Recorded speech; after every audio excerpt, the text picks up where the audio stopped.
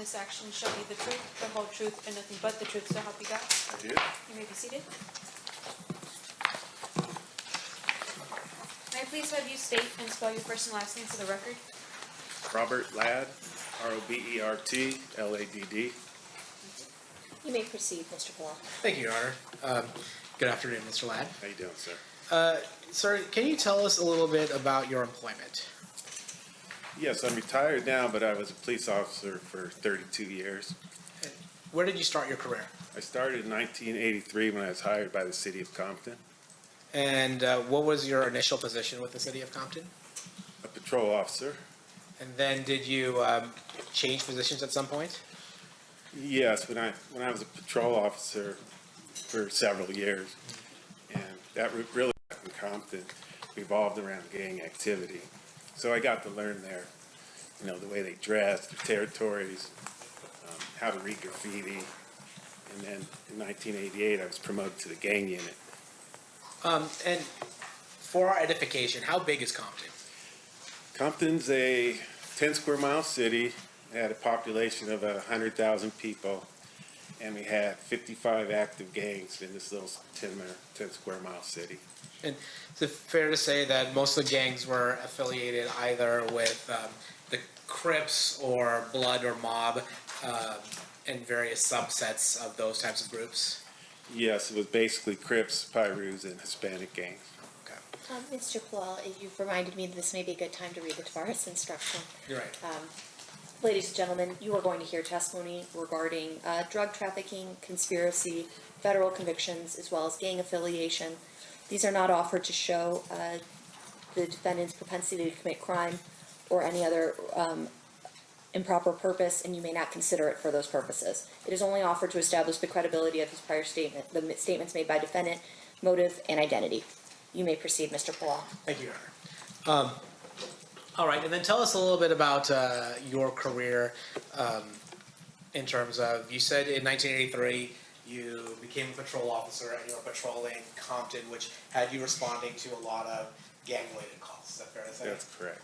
And then you ultimately go to the gang unit, is that correct? Yes. And were you assigned a partner? Yes, my partner was Tim Brennan. And then who was the lieutenant in charge of the gang unit at the time? Lieutenant Reggie Wright Sr. During your time as a gang detective, did you also respond to a lot of gang activity in Compton? Yes, when I got into the gang unit in 1988, Compton was a very violent city. We were averaging 70 to 80 homicides a year and hundreds of shootings. So my responsibilities now were to investigate all gang-related crimes, gather intelligence, and photograph and identify gang members. And I also went out on a daily basis and tried to contact gang members and talk to them when I arrested them. And also I tried to talk to them out in the field so I could kind of build a rapport with these gang members out there. Okay, so you'll have to forgive me, but when I think of a officer or detective rolling through Compton and trying to start up a conversation with a gang member, it seems weird to me that the gang member would want to interact with you at all. Like, how did you develop that rapport? Well, it doesn't happen overnight. It takes several years. You just gotta treat them fair, and you have to talk to them like you'd want to be talked to. And we didn't sweat them on the small stuff. We let patrol kind of do that. For instance, if they were out there just drinking some beer or smoking some marijuana or whatever, we'd come up and we'd talk to them and say, man, we're not going to sweat you on that stuff. And so over time they say, all right, this guy's pretty cool, we'll talk to him. And then your partner, Tim Brennan, he ultimately was given a nickname Blondie, is that right? Yes, DJ Quick wrote an underground song about it, and it was called Blondie. So everybody in the Compton knew my partner as Blondie. He kind of became famous over it. Can you tell me a little bit about any type of gang training that you've given as somebody who has dealt with Bloods and Crips in Compton specifically? Yes, it was from 2001 to about 2010 that my partner Tim and I, we taught at many national seminars right here in Vegas and in California also. And this is where thousands of police officers come from all over the country, as well as around the world, to learn about the Crips and Bloods. And so we taught them about that. You had mentioned that in a city as small as 100,000 people, you would have somewhere between 50 to 60 or more homicides a year, and then additional hundreds of shootings.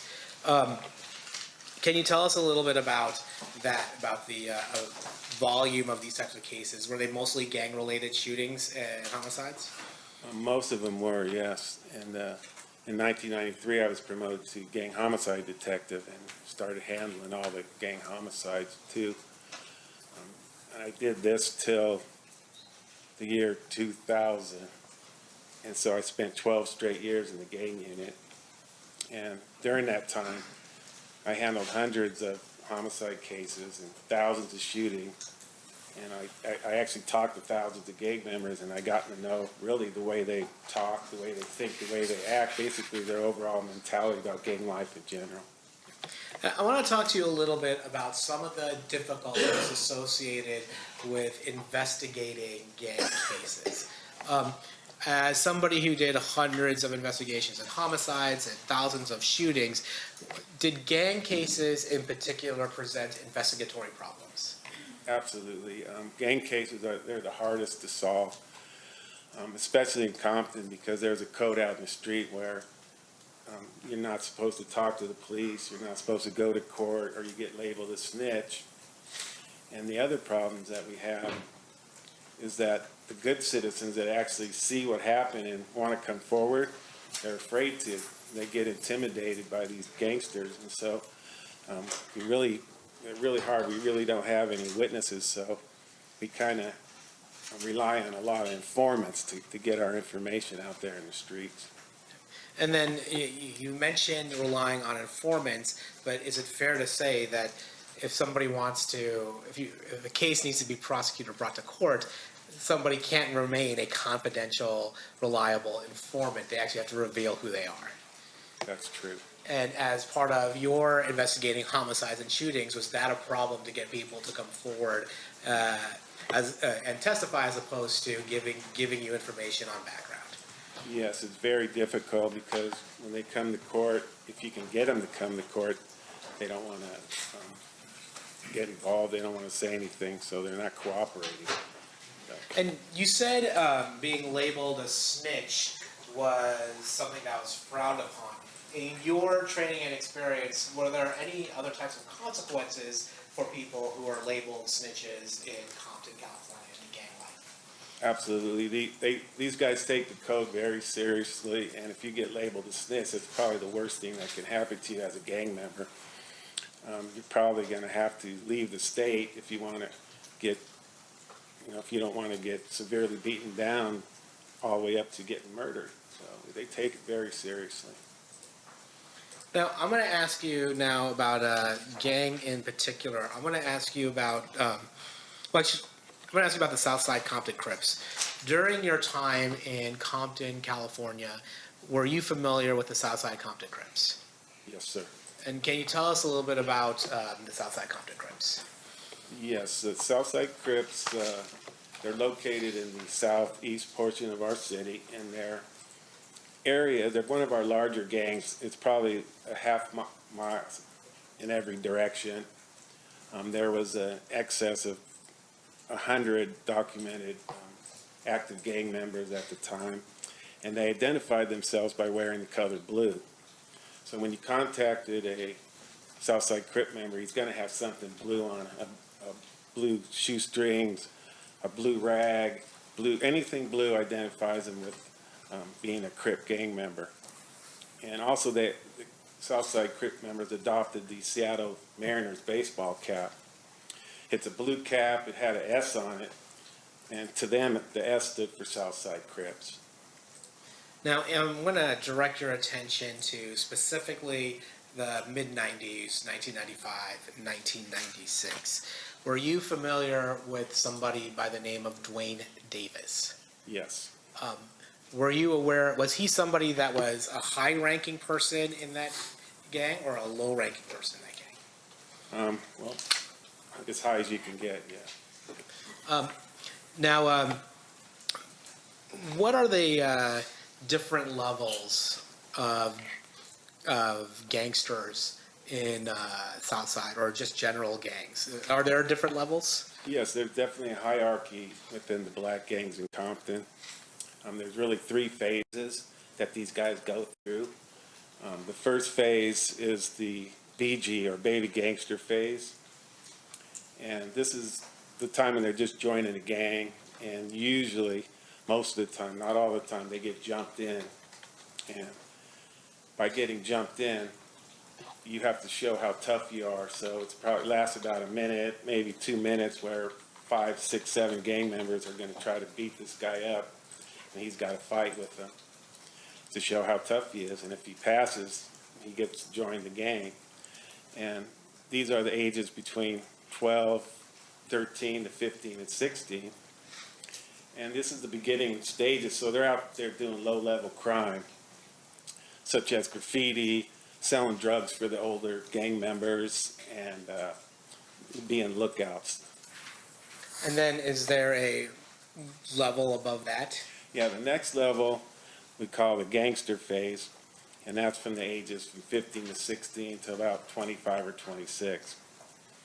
Now, this is a stage where these guys do the most violence. They're the ones out there that are committing the drive-by shootings and murders and robberies and carjacking. What they're trying to do is they're trying to earn their stripes for the gang so they can get kind of respect within the gang. So this is the most violent time for these gangsters. And then is there another level in the hierarchy? Yes, the last level is ages 25 to 26 on up. And these are the guys that, a lot of them went to prison during their gangster phase, and a lot of them are getting older now, and they put in the work. They call it earning their stripes within the gang. They're getting their respect now. They're the older gangsters. And these guys become the leaders or shot callers of the gang. And they tell the younger officers what to do. And again, they take this very seriously. If the older OGs tell younger gangsters what to do, they do it without hesitation. If they don't, there's going to be severe consequences. I've seen all the way from severe beatdowns all the way up to murder. Right. Now, in that hierarchy, so we have baby gangsters, just, what was the middle one called? Just gangsters? Just gangsters. Gangsters, and then like OGs.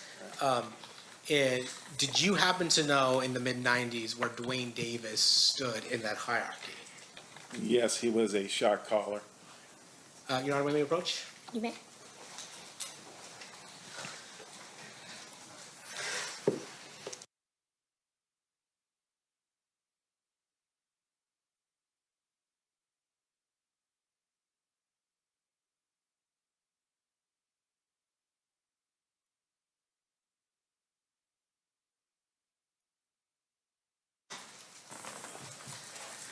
All right, so you're saying that Mr. Davis was a shot caller within the Southside Compton Crips. Absolutely, yes. And what does that mean? Well, he could tell the younger gangsters what to do, and if they don't listen, like I just said, there's going to be severe consequences. The younger gang members are supposed to do what they're told without hesitation. Now, were you aware of whether or not Mr. Davis was a narcotics trafficker? Yes, he was definitely a high-level narcotics dealer. Compton, we were a small city, and we didn't have the manpower or the resources to go after a major narcotics dealer like Mr. Davis. But during my time in the gang unit, we were approached by two different agencies, the FBI task force, really, the DEA and FBI task force, and they would come to us because they wanted information on Mr. Davis's fellow gang members who he hung around with. And basically they would tell us that he's trafficking narcotics across the United States all the way to the East Coast. Now, I want to talk a little bit more about Mr. Davis. Would you see him sometimes in Compton? Yes, many, many times I've seen Mr. Davis. And can you, do you see him in the courtroom today? Yes, I, Can you please point him out and identify an article of clothing he's wearing? yeah, he's a male black sitting at the end of the table wearing, it's either gray or black suit. Your Honor, may the record reflect the identification of the defendant in this case? It will. All right, and how would Mr. Davis dress in normal, like, gangster attire, like you were talking about before, or would he dress differently? No, in his later years after he became the leader, whenever I'd see him, he'd be nicely dressed. Have the brim hat on, and he wouldn't have anything gangster-like on. He was always well-dressed. I'm going to ask you now about somebody by the name of Orlando Anderson. Were you familiar with Mr. Anderson? Yes, I was very familiar with Mr. Anderson. I had many, many contacts with him. Okay, and can you tell us how you first became aware of Mr. Anderson's involvement in gang activity, if such activity existed? Yes, I guess you could say I was there for his initiation into the gang. My partner Tim Brennan and I, we were at a fast food restaurant getting something to eat, and we're in the drive-thru. And this particular restaurant was right adjacent to the Southside Crip territory. And there's an alley that runs just adjacent to it. So as we got our food, and we were driving out of the fast food restaurant, and all of a sudden we heard a barrage of shots. We can hear them hitting our car. I heard about 5 or 6 shots, right? So after the shots stopped, we looked at each other, jumped out of the car, made sure we were all right, and we ran to where the shots were coming from. And witnesses were pointing down the street, and I saw 3 male blacks running down towards a known gang hangout. So these guys ran in there.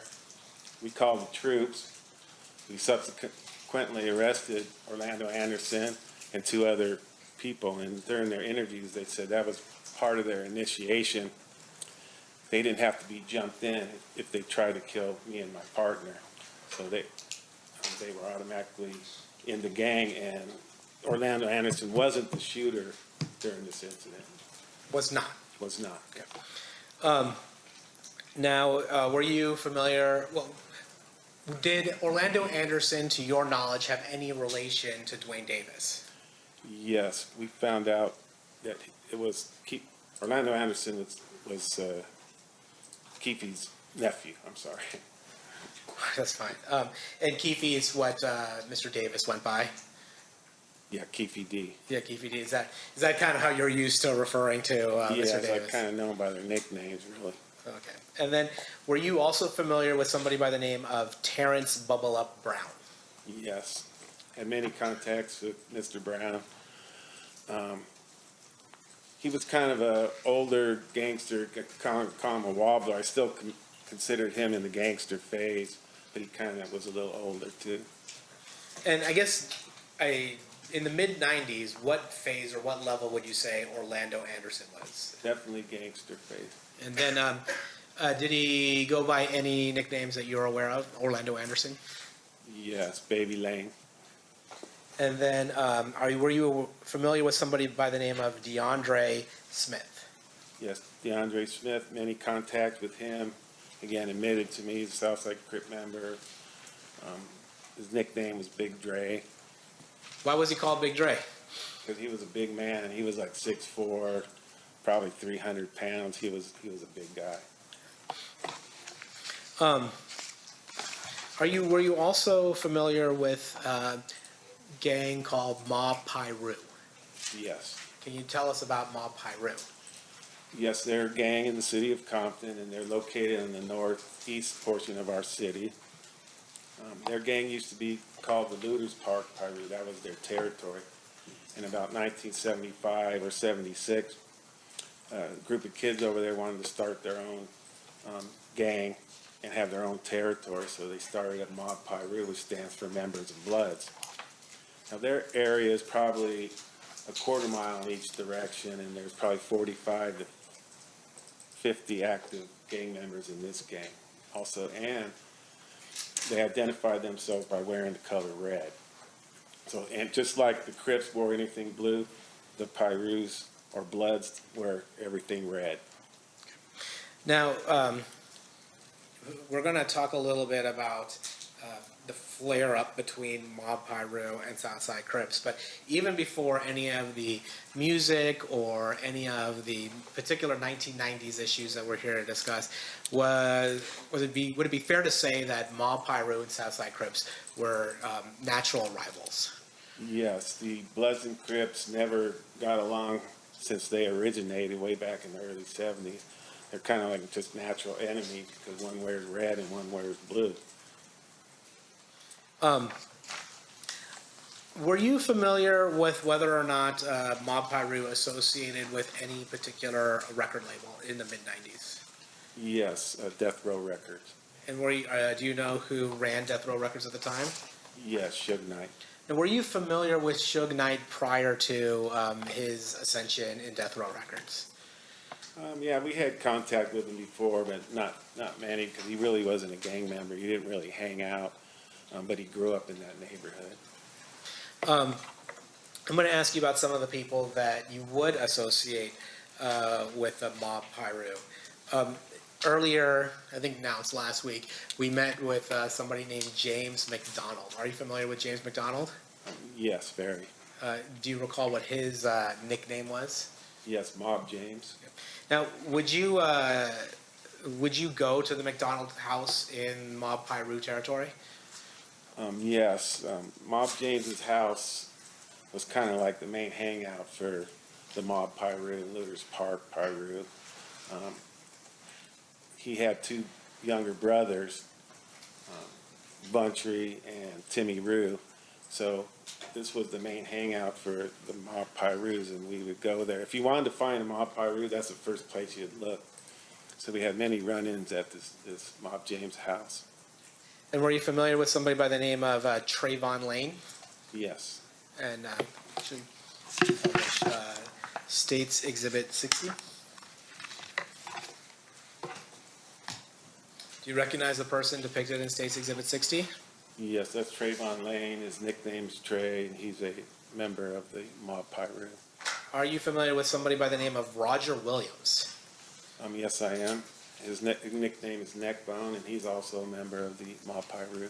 Now, actually, I think I skipped something with Trayvon Lane. You had talked about the three levels of being a gangster. What level would you say Trayvon Lane was in the mid-90s? Gangster. So like the middle, most violent level. Yes, And then with in the mid-90s, what level was Roger Williams? definitely gangster. In the mid-90s, what level was Mob James McDonald? I would consider him an OG. And then in, you'd mentioned Buntry. Is that Alton McDonald? Yes, it is. And in the mid-90s, what level would you describe him? Gangster. And then are you, now in that neighborhood, same neighborhood, there was a person that lived there or grew up there named Reggie Wright Jr. Is that fair to say? Yes, Were you familiar with Reggie Wright Jr.? very, yes. And when you say very, how are you familiar with Reggie Wright Jr.? Well, he used to work at the Compton Police Department. He was a jailer, and then he went to be a full-time police officer, I think, in around 1988. He was only there for like 5 years because he got injured and had to retire. Now, I'm going to ask you something, I guess, culturally about gang life. How important is one's reputation in the gang world? Very. It's these guys live for respect.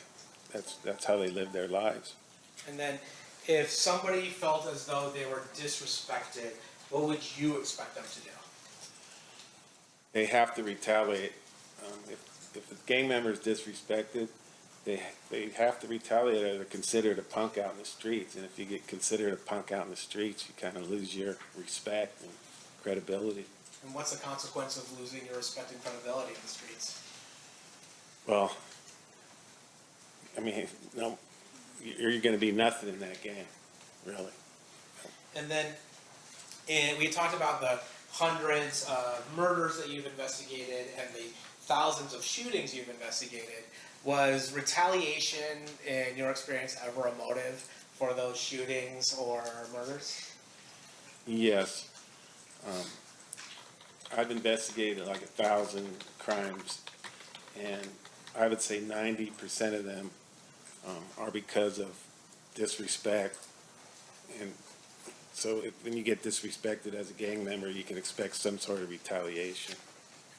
Now, you had heard gathering intelligence about this Lakewood Mall incident. Is that fair to say? Yes. But you weren't there, were you? No. And just so we're all clear, Lakewood Mall, is that in Compton?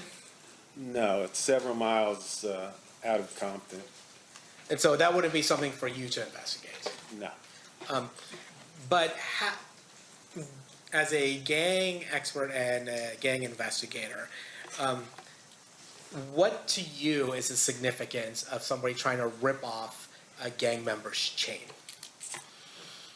Well, it's definitely disrespect, especially the chain that they were trying to take at the Lakewood Mall.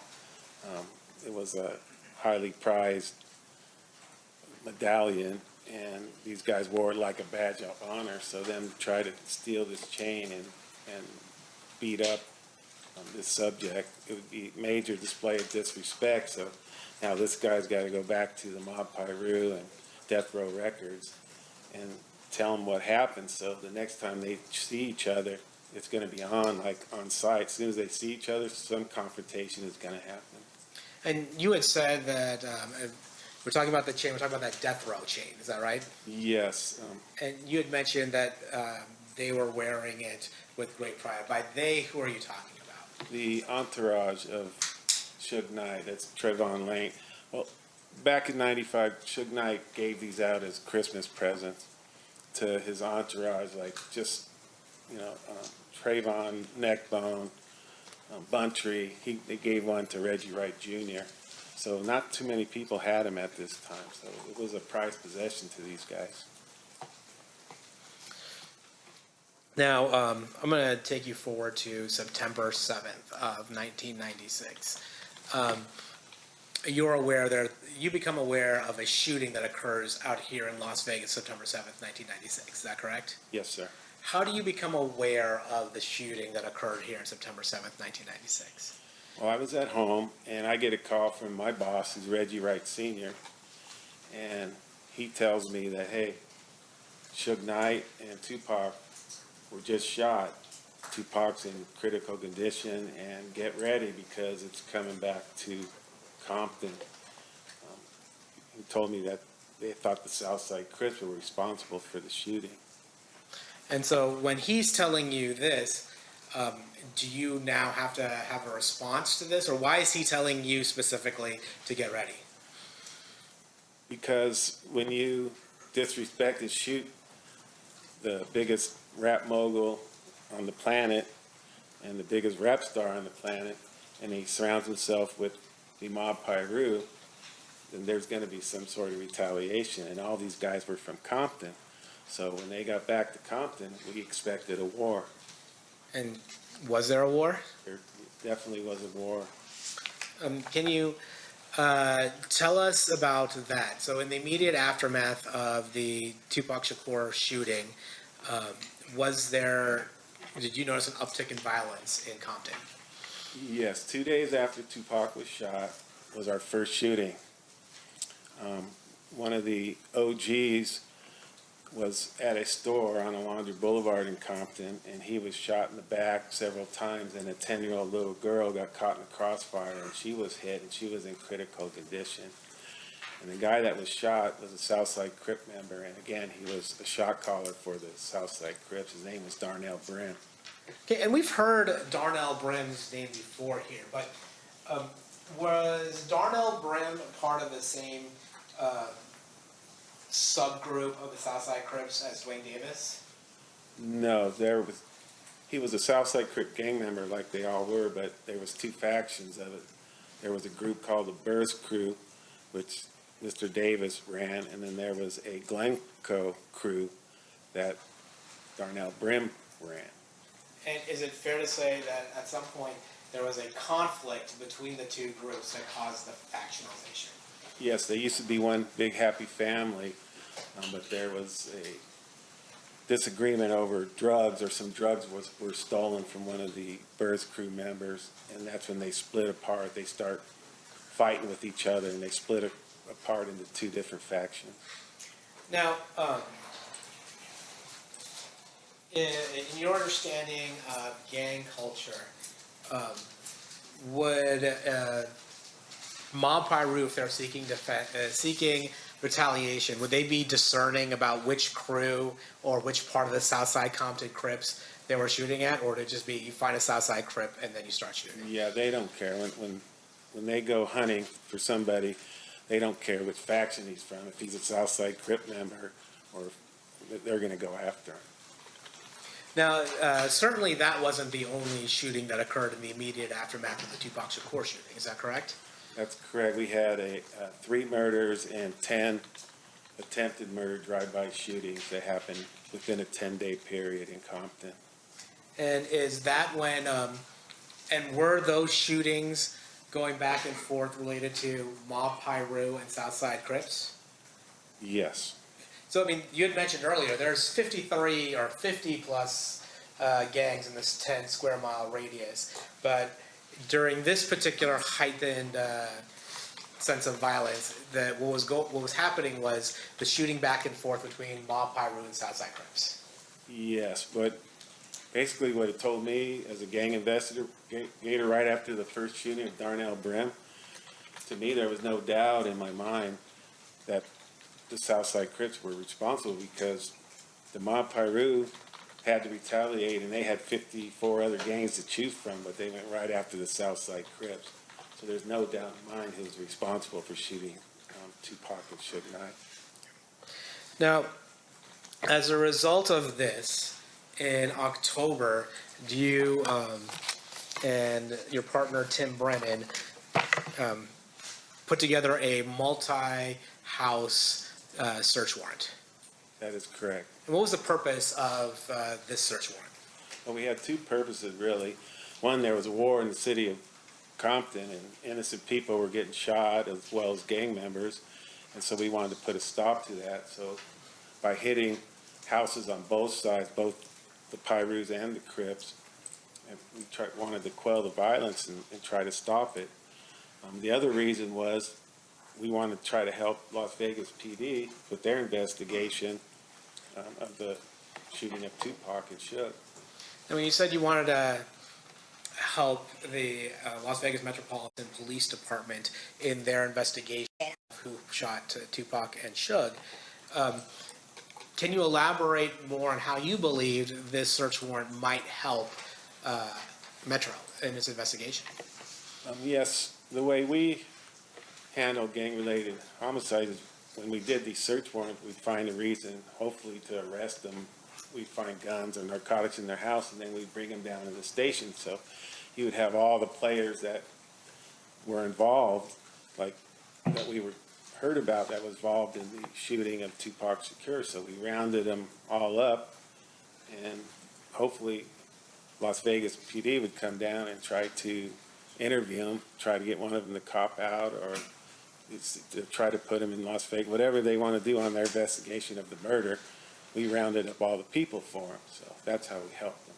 So the search warrant served 2 purposes. You have an active war going on, and you're trying to slow the violence in Compton, but you're also thinking, well, maybe we can get some of the folks who we think might be involved in the Tupac shooting to start talking as well. Correct. Did Las Vegas Metropolitan Police Department send detectives out here for that purpose, or out there for that purpose? Yes, they sent 2 detectives. Now, with regards to the search warrant itself, were a number of firearms recovered as well? Yes. And was part of the goal that maybe not only just take this guns off the street for the Compton war, but was there a hope that maybe the firearm for the Tupac Shakur murder might be recovered as well? That's correct also. It's fair to say that that did not happen. That's correct. You know, I'm actually going to approach with State's proposed exhibit number 161. You may.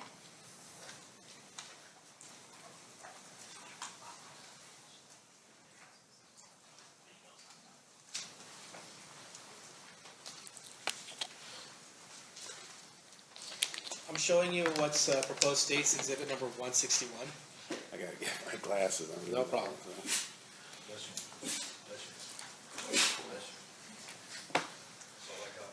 Okay. Do you recognize what state's proposed exhibit 161 is? Yes, it's a search warrant. And can you open it up and look through it? Do you recognize the search warrant? Yes, I do. It was a search warrant that we prepared, well, Tim wrote after the Tupac shooting. And was it, did you assist him in the investigation that led up to the search warrant? Yes, And did you assist him in giving him the information in order to get the probable cause? definitely, yes. And then did you also assist in executing that search warrant? Yes. Now, state's going to move state's proposed exhibit 161 as evidence. Any objection, Mr. Snapp? No objection. So admitted. Now, there's been some allegation that the Compton Police Department was only focused on the Southside Crips when it came to trying to stop this war and stop this violence. Is it fair to say that among the houses that were searched included a large number of Mob Piru houses along with Southside Crips houses? Yes, definitely. We hit many houses on both sides. And is it fair to say that is a total of 38 residences that were looked into? Yes.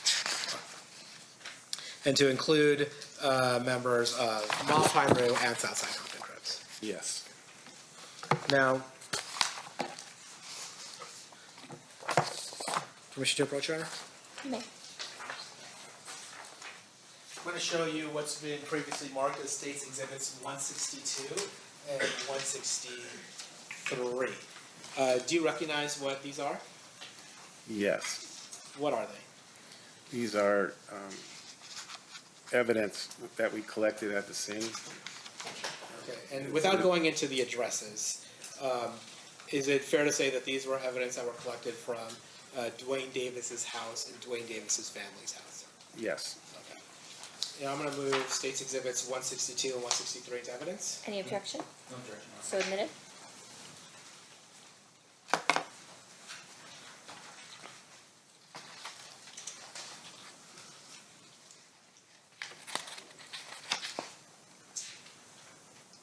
Okay, I'm going to first turn your attention to State's Exhibit 162. Can you finish that? Yeah, you just want me to avoid the address though, right? Sorry. We have to avoid the address, so maybe take it off me. Jessica, maybe take it off me while it comes up, so we can avoid the address itself.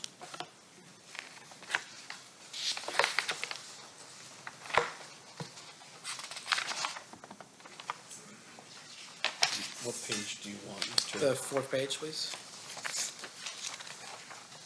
Actually, no, I'm sorry. Can you do the second page first?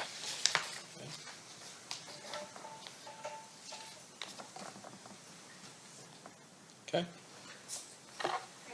Yes. Okay, so this is the first address we're going to talk about here. And again, we're not going to go into what the actual address is, but do you recognize the people that are listed that were located at the address?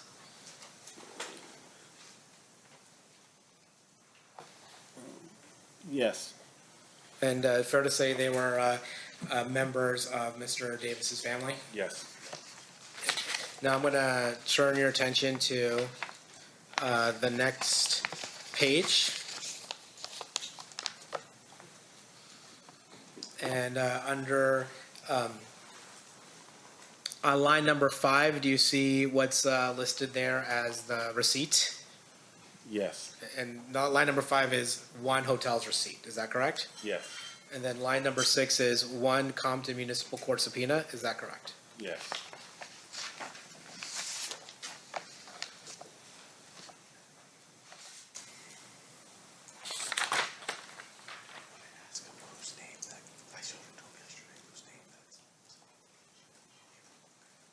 Then I'm going to show you State's Exhibits 163, if we can take it off us for a second.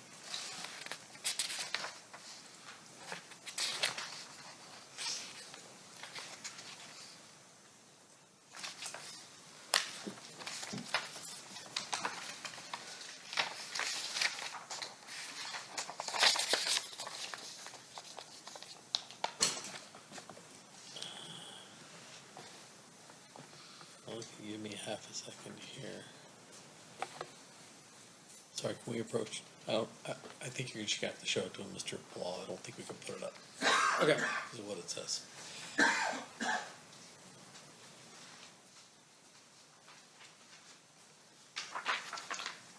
So I'm showing you page 3 of States Exhibit 163.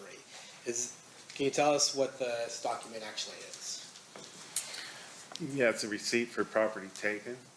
And then it actually mentions who is taking some of the property here, doesn't it? Yes, And who's that? myself. Okay. And then one is a letter from the Excalibur Casino, is that correct? Yes, And then the other is an envelope addressed to Orlando Anderson, is that correct? yes, And then the third is miscellaneous bills addressed to Orlando Anderson as well, is that correct? yes.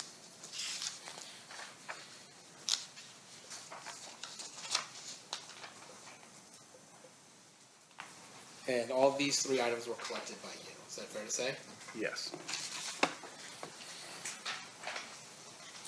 So from Mr. Davis's home, and well, we'll start with 163. We have from Mr. Anderson's home, we have a receipt from the Excalibur. Is that correct? Yes. And then and is part of the reason why you're collecting that receipt is because it's relevant to the investigation as to who shot Mr. Shakur. Yes, we thought it might be significant that it showed that Mr. Davis was in Las Vegas at the time of the shooting. I guess in this one it's Mr. Anderson, correct? Yeah. And then from Mr. Davis's house, there's also a receipt, a hotel receipt that was collected. Is that fair? Yes.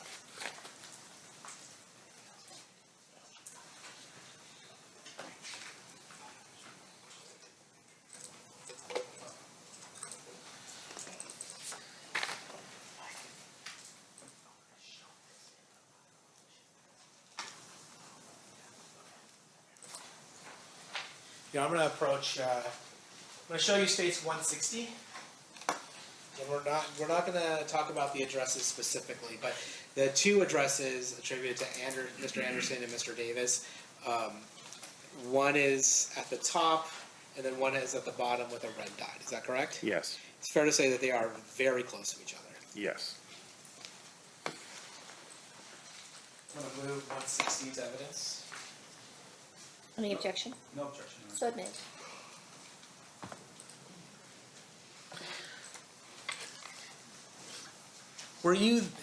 So Mr. Anderson, was he one of the people that was caught up during the search warrants, this 38 house search warrant? Yes. And was Mr. Davis around during the 38 house search warrant? No, we couldn't locate him. So you were able to locate Mr. Anderson, but Mr. Davis was just not around. Correct. And you don't know why or how that is. That's correct. But with regards to Mr. Anderson, it's fair to say Mr. Anderson at that point is a person of interest, at least, in the shooting of Mr. Shakur. Definitely, yes. And then at that point, do you make him available for questioning with Detective Becker from LVMPD? Yes. And does Mr. Becker make an attempt to question Mr. Anderson? Yes. And did any useful or relevant information come out during the course of that questioning? Not that I was aware of. Now, let's fast forward a little bit. You were aware that 6 months later, Christopher Wallace, also known as the notorious B.I.G., also known as Biggie Smalls, he was killed in Los Angeles. Is that correct? Yes. Now, was that in the Compton area? No. And so, were you responsible for the investigation to Christopher Wallace? No. But did you end up assisting the LAPD in trying to execute search warrants in an attempt to gather information on the murder of Christopher Wallace? Yes. And why were you the person, or you and Mr. Brennan the person that LAPD would ask for assistance? Because we knew who all the players were, and we told them at the time that they had a little internal feud going with each other, and we were getting ready to do search warrants on them. So you were getting ready to, they were having an internal feud. Is it fair to say that the 1997 search warrant served a dual purpose in a similar way that the 1996 search warrant served?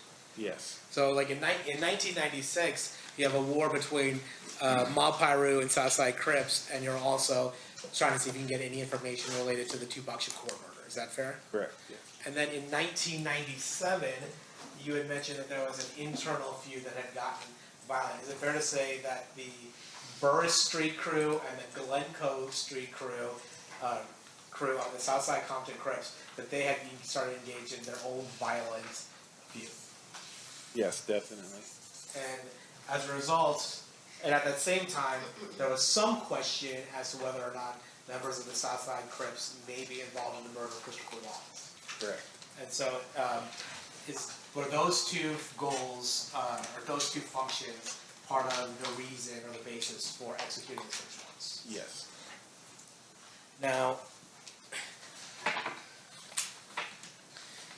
I'm going to show you what's been previously admitted as State's Exhibit 136.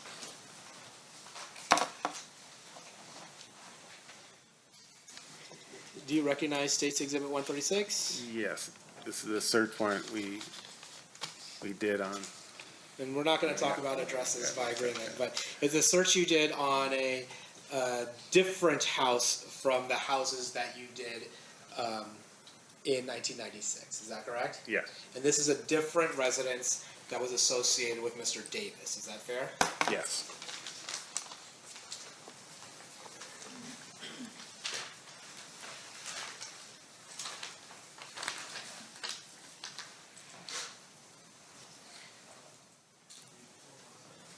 Page 4 of 136. I thought actually 136, but it is. Just give me a second. In court's indulgence, Your Honor, we're just pulling that up. Sure.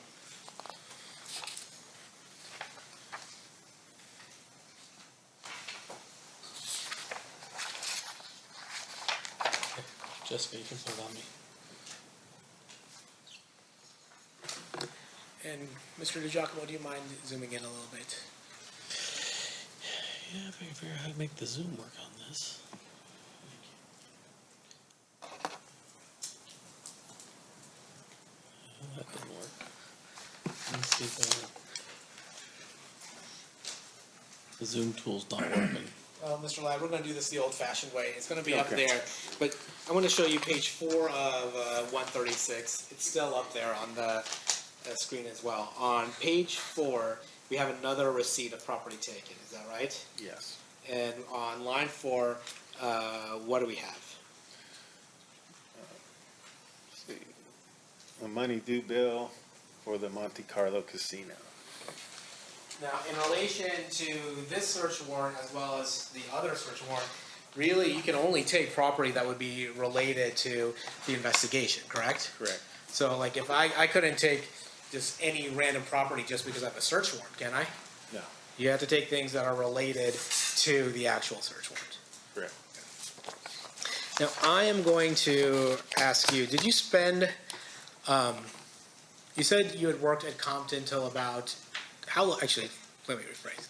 How long did you work at the city of Compton for? From 1983 to 2001. I'm sorry, 2000. Okay. Is it fair to say that at some point the Compton Police Department got swallowed up by the LA Sheriff's Office? Yes.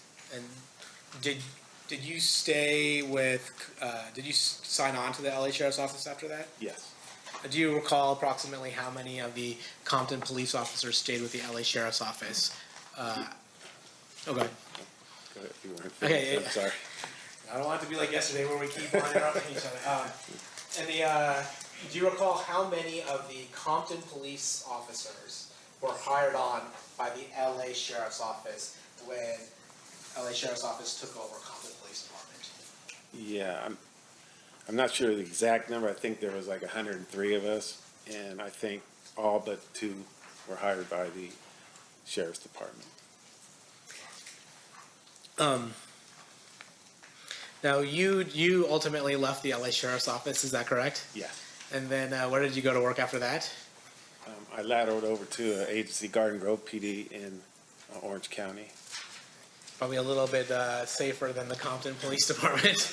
You could say that, yes. Um, It was still a busy city, but it wasn't nothing like Compton. and then during that time period is when you started giving talks with Detective Brennan regarding your experience working blood and Crip gangs in Compton. Yeah.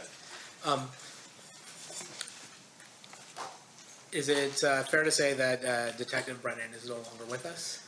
Yes, he passed away of cancer several years ago.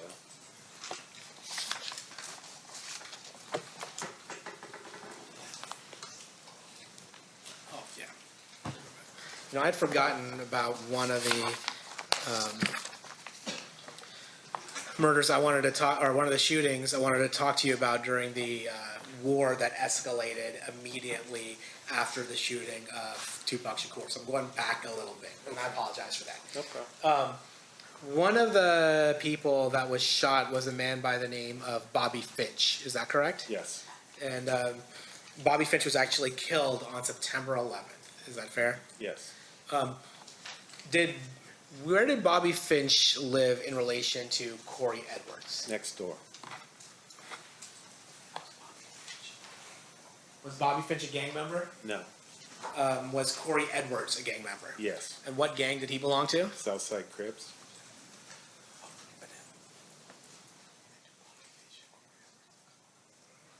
And do Bobby Finch and Corey Edwards look alike?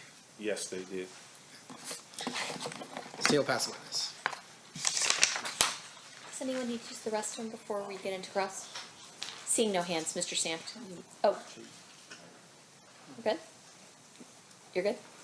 Restroom. Okay, perfect.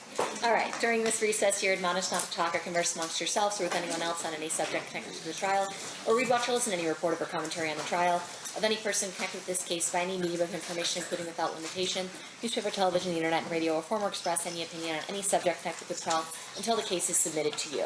We'll have you guys back here at, let's say, 2:15. Please rise for the jury.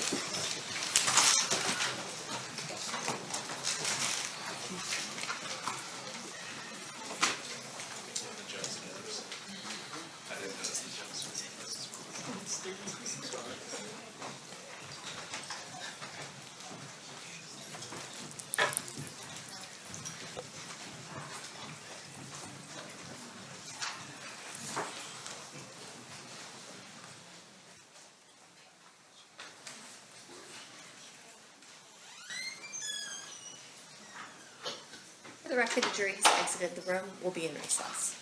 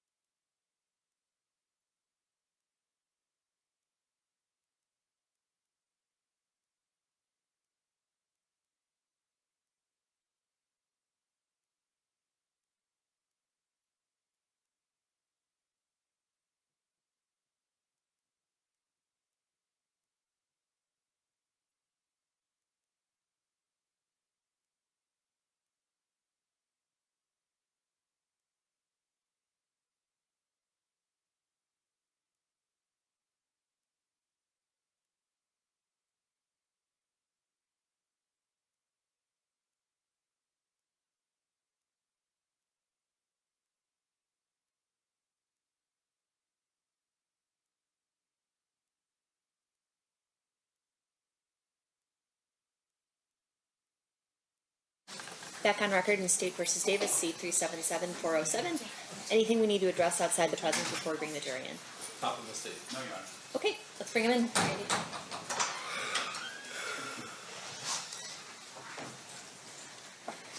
Not ready yet? I guess we should stand since they're coming in.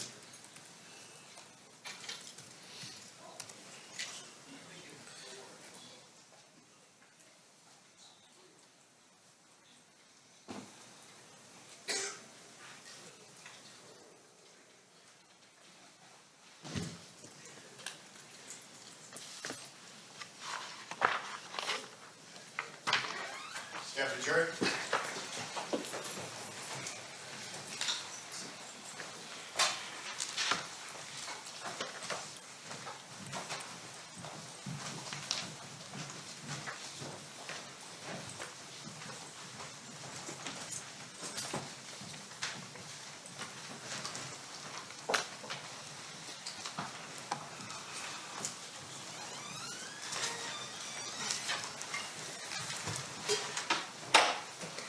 Do the parties stipulate to the presence of the jury? Yes, Your Honor.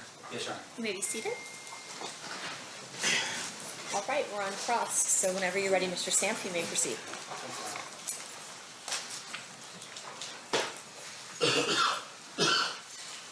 Mr. Ladd, welcome to Las Vegas. Thank you.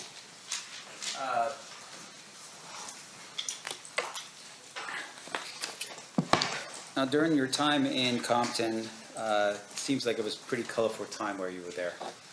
Very active, yes.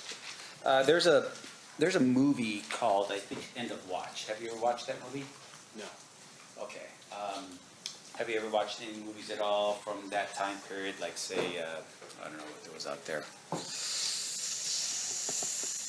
Any of the LAPD movies during that time period? Have you ever watched any of those?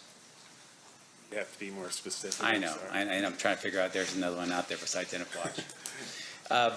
But you share basically your experience working as a Compton police officer to the time you started working as a detective for gangs in a book that you wrote. Yes, And that book is called and entitled Once Upon a Time in Compton, right? yes, Okay. Now, you do write this book in addition to Timothy Brennan, your partner. yes, Now, in the book, I've read the book, and when you guys are working together as a team, it's Tim and Bob, right, in the book. You guys, Tim and Bob, we did this, Tim and Bob, we did that, right? yes. Now, the book itself, as you created the book, fair to say that that was a book that I would think that you would be proud of, the work that you put into the book. Yes, And in terms of the book itself, you could sit here basically as you're talking with us and this jury today, that the book is accurate in terms of what you recall during that time period, right? yes, And you would have taken great pains to make sure that that book was accurate before it was published.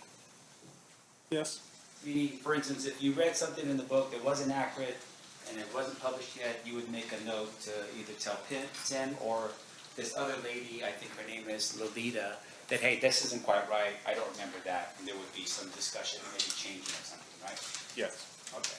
And in order for you to write the book, and I think you published this book in 2017, correct. that was, and you started working for Compton in what year? 1983.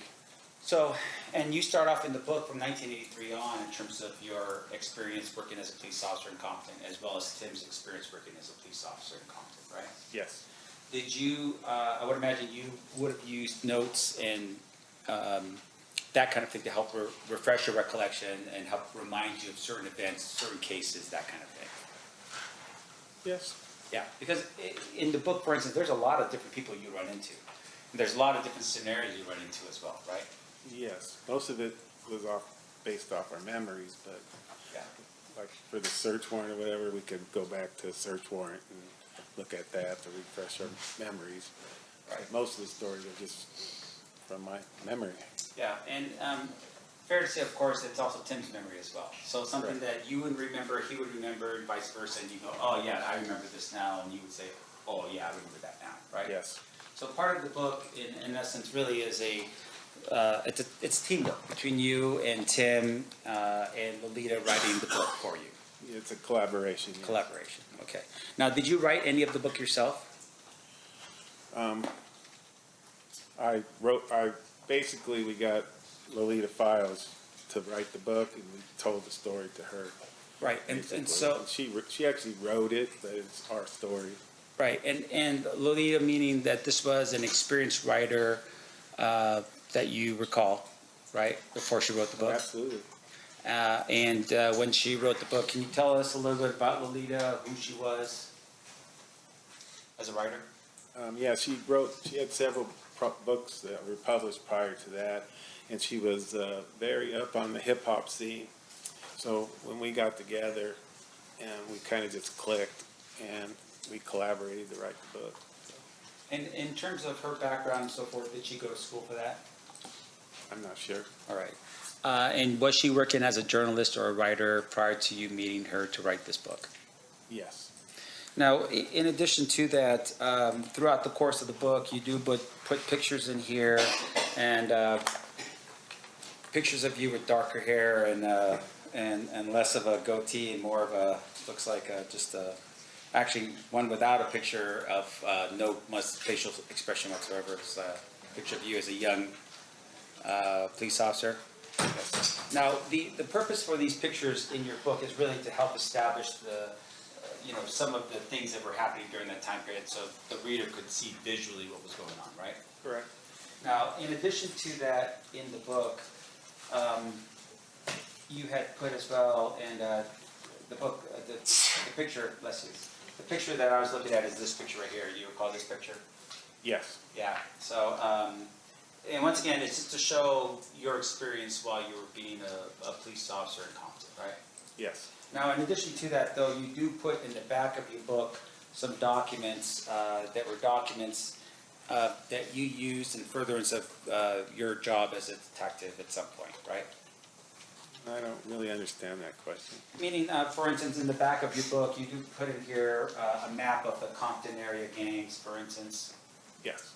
You also put in here, and the Compton area gangs for the jury, we're talking just to highlight how compact of an area the city of Compton was and how many different areas was claimed by different types of gangs. Fair? Fair. Okay. In addition to that, you also had included in here the affidavit, the search warrant that we just talked about before, right? This 40 area search warrant. Yes. You put that in the book as well. Yes.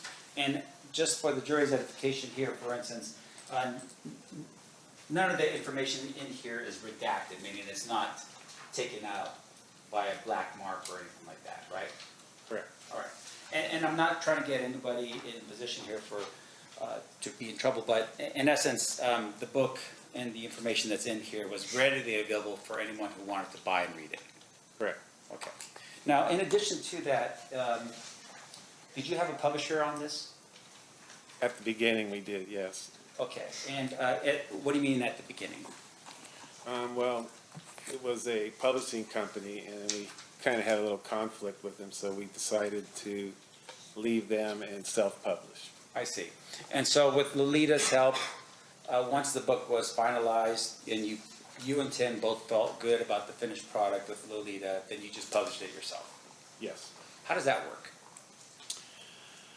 Well, you just go to Amazon Books, and it kind of just runs you through it. It's kind of a complex system that you have to do certain things. I mean, I didn't really do it, so I can't really tell you the exact steps because I'm not very good on the computer. I know how to turn them off, and I know how to turn them on.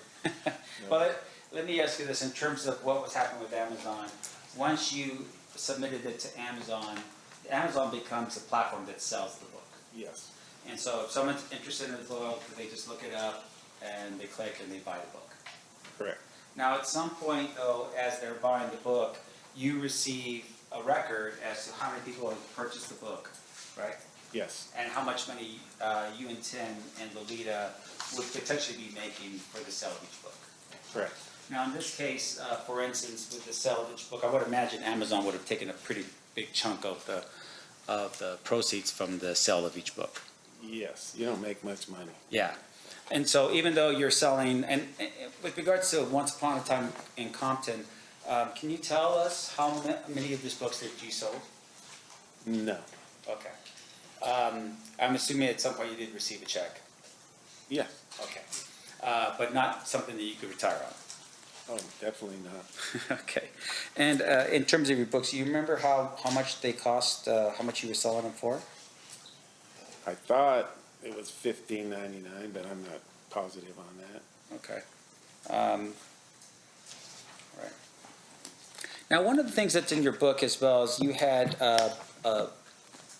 there was a part of the book where you had identified a MGM Grand ticket to the Tyson Seldon fight.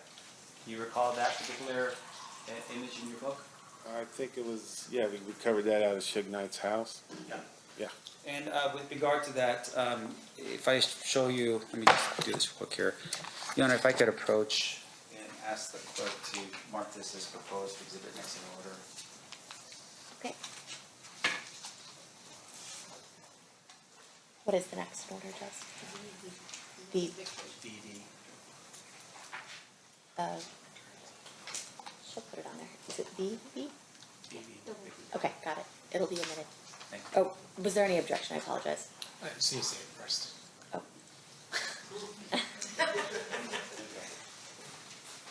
No objection. So admitted. Yeah, put you on. You may. Do you recall this particular image in your book, so showing you what's been marked as BB? Yeah, it looks like it, yes. Okay, and that was a ticket stub, it looks like, to the Seldon Tyson fight Yes. on September 7th, 1996. Yes. And that ticket stub was located in Suge Knight's house. Yes. Okay.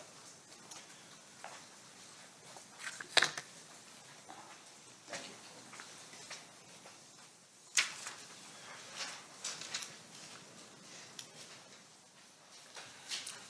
Option for the jury here so they can see. Do you recall when Suge Knight's house was searched?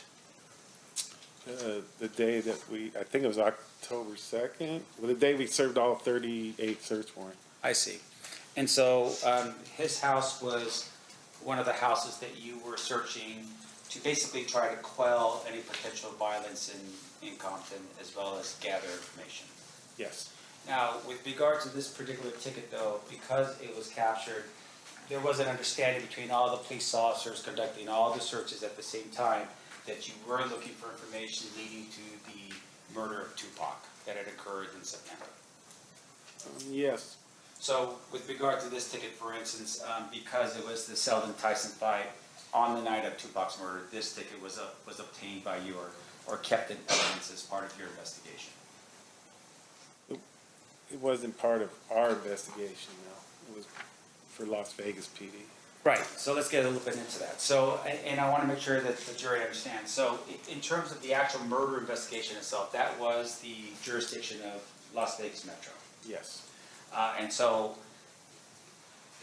which I guess is difficult here, right? Because potentially everyone that's a potential suspect in the Las Vegas murder potentially would have been residing in Compton, right? Not necessarily, but most of them did. Yeah. And so on this particular day, when you're out executing the search warrant with all the different locations, you had invited the detectives that were assigned to the Metro homicide investigation here to come out to Compton to be present so that they could interview people if they wanted to. Correct. All right. And so this particular piece of information would have been something that they would have been interested in, I would assume. Yes. All right. Now, we talked a little bit about what was also found, and you had indicated that there were some receipts, some hotel receipts that were located. Where did I put that?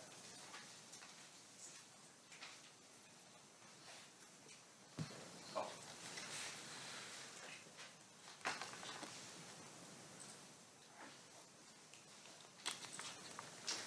I think the state had already presented this to the jury. What was the last exhibit you guys put up for that? It's 161 and 162, it's just, that's the entire return for all locations. Yeah. The two are up there. Okay. Sir, what you were showing earlier in terms of the affidavits in this case, thank you. Fair to say that the size of the affidavits that were shown to you, and once again, this is for the state, or for the jury's edification, State's Exhibit 161, this particular affidavit was actually a lot bigger, right? What do you mean by that? Well, meaning, for instance, that you were targeting some 38 houses, which means that each house had its own paperwork attached to it, which would have made this document a lot bigger than what this document is right now. Oh, for sure. Yeah. And then with regards to the document, we're targeting or focusing on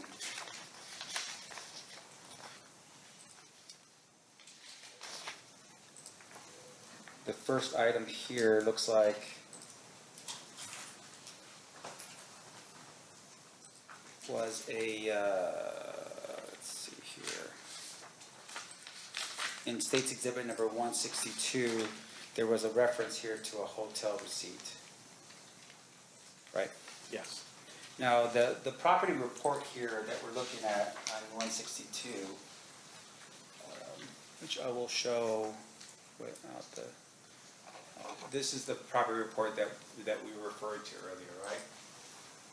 Yes. And the hotel receipt that's on there is one of the items that was taken from this particular property, right? Yes. Do you have that receipt? No. So unlike the, for instance, the Suge Knight ticket indicating that there was a fight and so forth in, Las Vegas, September 7th, 1996, this indicates that there was something taken, and that would have been that hotel's receipt, but you don't have it here. Correct. Do you have it? Do you know where its location is at all? No.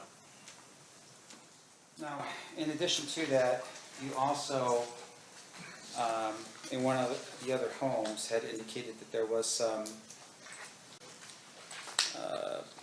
there was a letter from the Excalibur Casino, and so forth. I'm going to show you this document here. This is State's Exhibit 163. And just for the jury's edification here.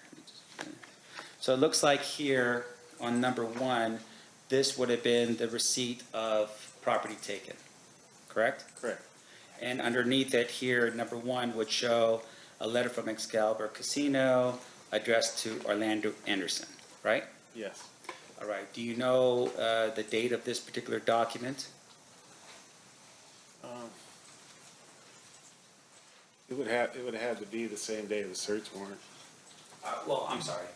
I'm talking about the letter itself. Oh, no. Okay. And do you have a copy of that letter? I do not know.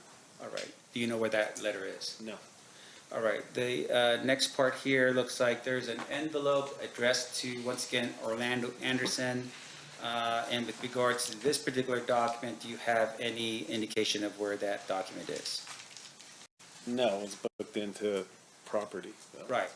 And that's the same thing with number 3 on miscellaneous bills addressed to Orlando Anderson, right? Yes.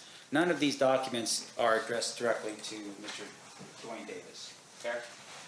Yes. And once again, when you are searching and finding something like, for instance, the Suge Knight ticket, that document is carefully taken from the scene and put into evidence in a way that would preserve the chain of custody of something like the ticket. Correct. Now, in this case, when you searched either the 2 residences in this case, did you find any indication at all? Any MGM grand ticket of being on the second row of the fight? Anything at all that would indicate that Mr. Davis was actually in Las Vegas? No. Okay.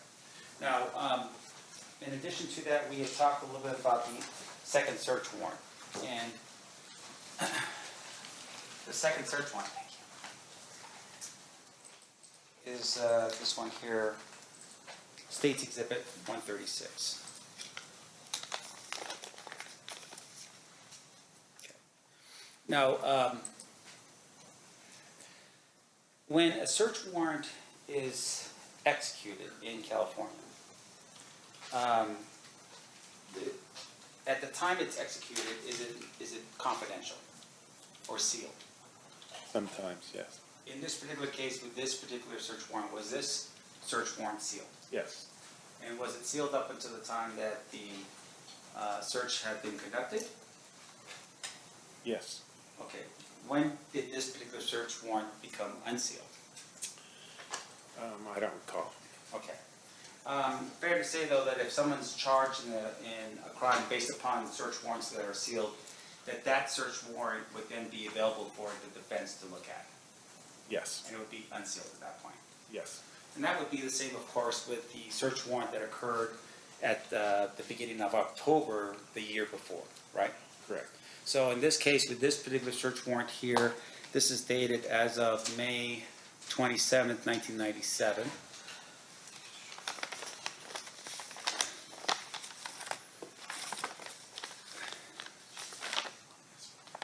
On this particular one here, you had indicated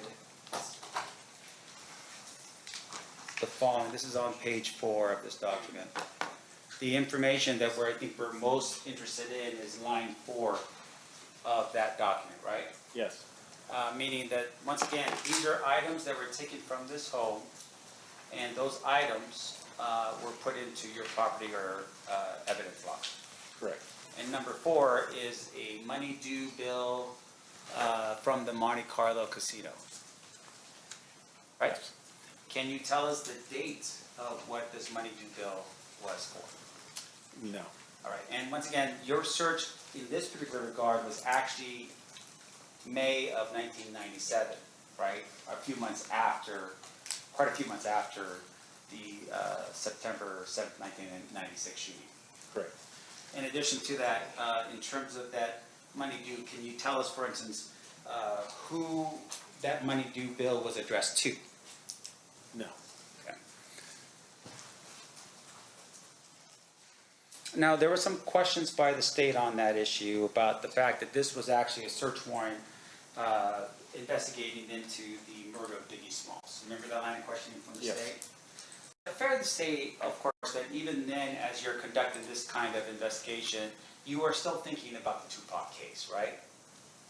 For sure. Yeah, you weren't just at that particular point forgetting that the Tupac murder even occurred. You're still thinking during that time period, if you run across something you think is relevant, you would have identified it, right?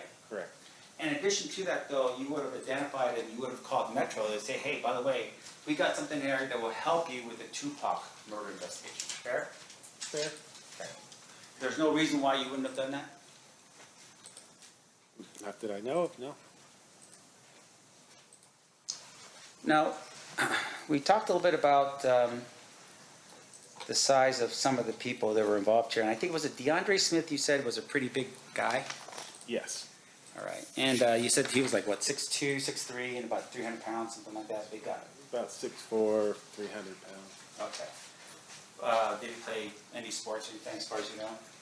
I think he did, but I'm not positive Okay. what sport. Now, are you aware of an individual by the name of Terrence Brown? Yes. And was Terrence Brown one of the individuals that was potentially a suspect in the Tupac murder? Yes. All right. Now, with regards to Terrence Brown, can you describe for us how, like, his size as well? Yeah, he's approximately a little shorter than you, and just medium built. So a good-looking guy. Complected. I'm sorry? I don't, I don't know about that, but So it's a little bit shorter than me and about my size. right. Okay. Let's just put it down as I'm 6'2", so that's like I'm just kidding, 5'8" and something else. And then in terms of the at the time with Terrence Brown, you are aware that Terrence Brown actually dies in what, 2015? Yes. Right. And when he dies, do you know how he dies? Yes. How did he die? He was at a marijuana dispensary in Compton, and a robbery occurred, and he got killed during the robbery. So, based upon the way he was murdered in that case, no indication that that was some type of retaliation for the murder of Tupac in 1996 or 7? No. Okay. In addition to that, in 1996, I apologize. With regards to DeAndre Smith, do you know when he passed? 2004, and he died of medical complications. Right, and as far as you know, nothing that would have been associated with any type of retribution or revenge for the murder of Tupac Shakur. Correct. Now, Orlando is the one who passes away relatively quickly after the shooting. Yes, approximately a year and a half. Right, and in terms of how he passes, he was shot and killed? Yes, you want me to tell you what happened? Please. Orlando Anderson was with his best friend Michael DeRoe, and they were at a burger stand in Compton. And across the street from the burger stand, there was a car wash. Orlando Anderson recognized the people at the car wash. There was 3 people sitting in the car, and he recognized one of them that owed him money for some narcotics that he didn't pay him for. So Orlando Anderson took it upon himself, and he initiated the confrontation. He drove up to the car and he exited with a gun. However, one of the persons in the other car, they had a gun too, so they had a shootout at the car wash. And then when the smoke cleared, Orlando Anderson was killed during the shootout, as well as 2 other people in the other car were killed. And in terms of the 2 other people in the other vehicle, were they both Crips? Yes. So it wasn't a blood on Crip sort of shootout? No. It was just over money and drugs? Yes.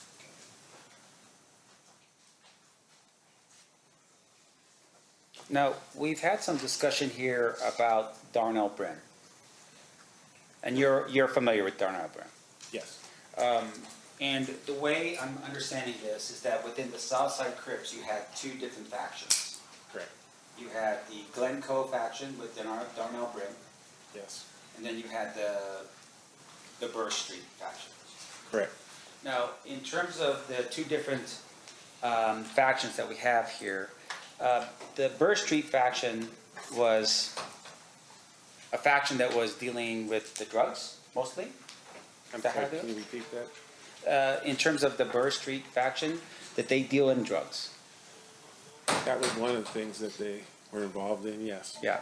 And in terms of the other faction, we talked a little bit about Darnell Brim. He was a shot caller, Correct. and he was a violent person. He had the potential of being a violent person, yes. Well, you recall in your book describing him as a very violent person? I don't recall that, but if it's in there, it's what I said. Okay. And once again, it would have been something that if it wasn't true in your book, you would have corrected it. Yeah, I'm not saying he wasn't a violent person. Yeah. He definitely had the potential to be a violent person. And isn't it fair to say, though, like even in your book, that you describe him as being someone that was implicated in some attempt murders, that kind of thing as well? Absolutely. Darnell Brim. Yes. Now, Darnell Brim is shot in the back how many days after the shooting of Tupac Shakur? 2. And with regards to the shooting in the back, do you know who shot him in the back? No. Okay. We were told it was Pyrus, though. Right. And would that fall more into the idea of what you're saying about retaliation in this case? Yes. Now, there are other people that potentially were considered, I think including the initial investigation here, as being part of the Tupac murder. Do you recall a person by the name of Noel Spank Johnson? Yes. All right. And he is also a Southside Crip member, part of the Glencoe crew. Correct. All right. Do you recall a person by the name of Jerry Monk Bond? Yes. All right. Once again, part of the Glencoe crew. Correct. And then also Orlando Anderson. Correct. Okay. So those individuals at some point were considered to be potentially involved in the murder of Tupac Shakur, correct? Yes. Okay. Now, in addition to that, when you had conducted the searches on Mr. Davis's home and the locations that we're at, did you ever find money? Not that I'm aware of, no. No vast sums of money for somebody making 20% of $4 million a month? No. How about expensive clothes, like stuff that was worth, suits worth $6,000, anything like that? I don't recall the clothing that was inside. Yeah, but in terms of, just information about the individual's living conditions, for instance, did you find any expensive cars that he owned or anything like that? Besides the lowriders and stuff that people put a lot of work into? Well, them are expensive cars to me, so yes, we did. And when you say lowriders, we're talking about, are we talking about lowriders here or BMWs? Monte Carlos, hydraulics, all that kind of stuff. Sure. And in terms of the Monte Carlos and the hydraulics, Mr. Davis was actually part of a, what they call a lowrider club in Compton? I wasn't aware of that. Okay. You're not aware of, let me ask this next question. But in terms of the vehicles we're talking about, they were not for, Mercedes-Benz, BMW, nothing like that. They were just modified cars. Correct. Now, in addition to that,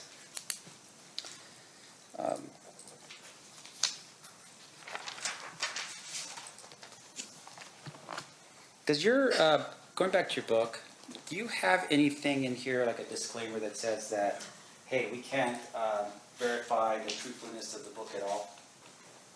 I'm not sure. All right.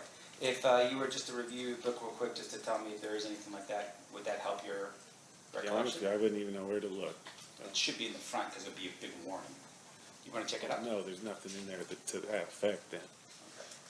And would it be... Have you ever read a guy by the name of Greg Kading's book, Murder Rap? Some of it, yes. Can you tell us who Greg Kading was? He was a LAPD sergeant. Okay. Did you have any interactions with him? No. Did he share in any investigation that you were involved in? No. Did your partner have any work with him? Yes. And the work that we're talking about is in the task force that was assigned to investigate the murder of Biggie Smalls. Correct. And he was part of, Tim Brennan was part of that along with Mr. Kading. Correct. All right.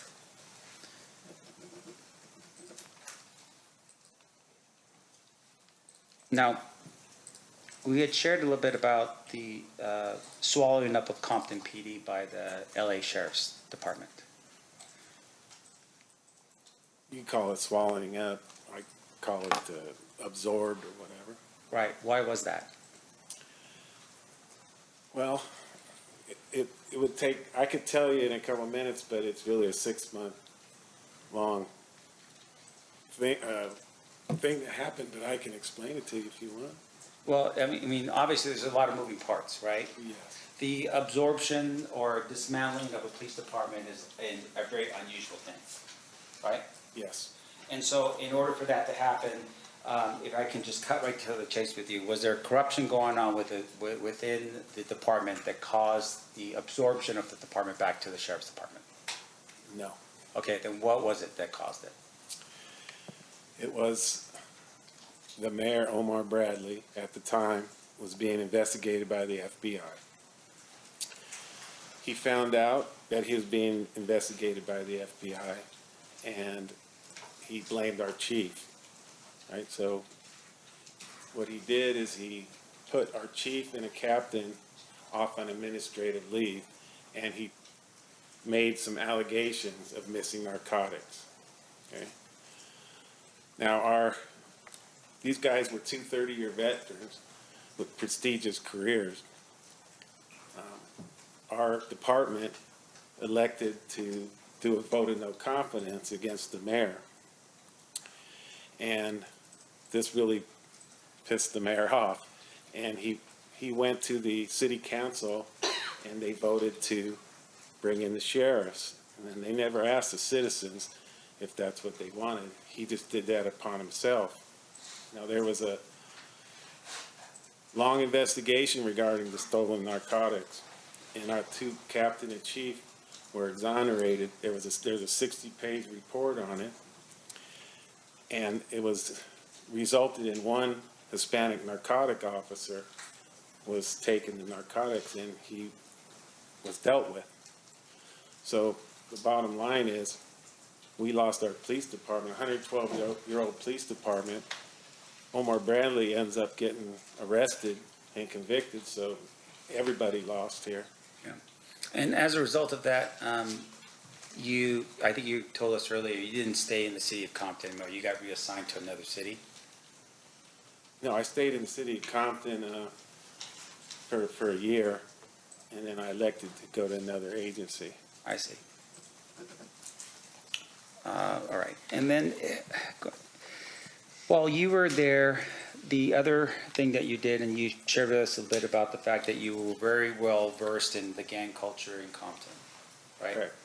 And in terms of the well versed, meaning that you can identify and see patterns of behavior that would indicate to you maybe gang activity, for instance, right? Yeah. And that would also include how a person dresses. We talked a little about that. I apologize.